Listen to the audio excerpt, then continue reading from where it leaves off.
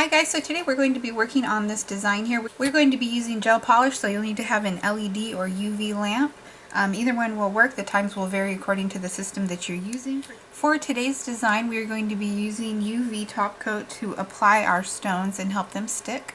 So for that, I'm using Die Hard Nails or DIY hard nails.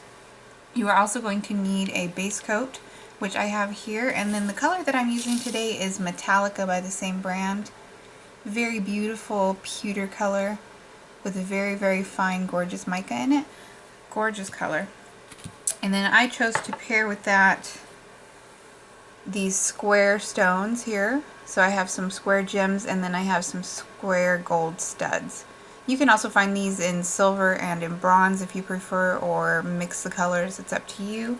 They also sell colorful ones like this, so you could pick a different color of polish and then do yours accordingly. Up to you completely. You can find those where nail art is sold. You may also want to use a dotting tool or toothpick to pick up the stones. I personally prefer using a small dotting tool like this, but of course you can use whatever you have. Orange wood stick, anything will work. You are also going to need rubbing alcohol. I use 91%. I picked that up at the drugstore. And then I also recommend that you have on hand paper towels so you can clean the dispersion layer. And that's it for this design, so let's go ahead and get started. Go ahead and apply your base coat, cure that, and then apply 2 to 3 coats of polish. Making sure to cap the end. Making sure to cure each layer. Now we're going to be applying stones. There are several ways to apply stones. You can use glue, you can use regular polish, and you can also use the top coat of the gel polish, which is what I'm going to be doing today. The benefit to using the top coat is that it doesn't cure or dry until you put it into the light, so it gives you time to manipulate your stones. So if there's a specific pattern that you want to do, it gives you time to lay it down the way you want it without having to worry about it drying on you. So I'm just going to go ahead and take the top coat. I'm going to be working on my ring finger as my accent finger. You're going to want to put enough so that the stone will stick down, but you don't want to flood the nail plate.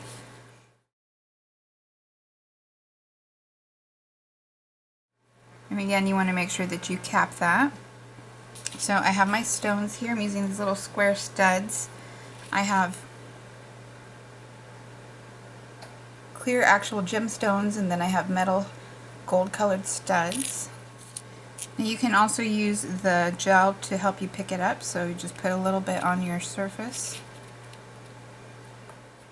Use your dotting tool or toothpick or whatever you have, dip into the gel so that the tip becomes sticky, and then you can pick up your stone. I'm going to go ahead and zoom in so you can see a little bit better.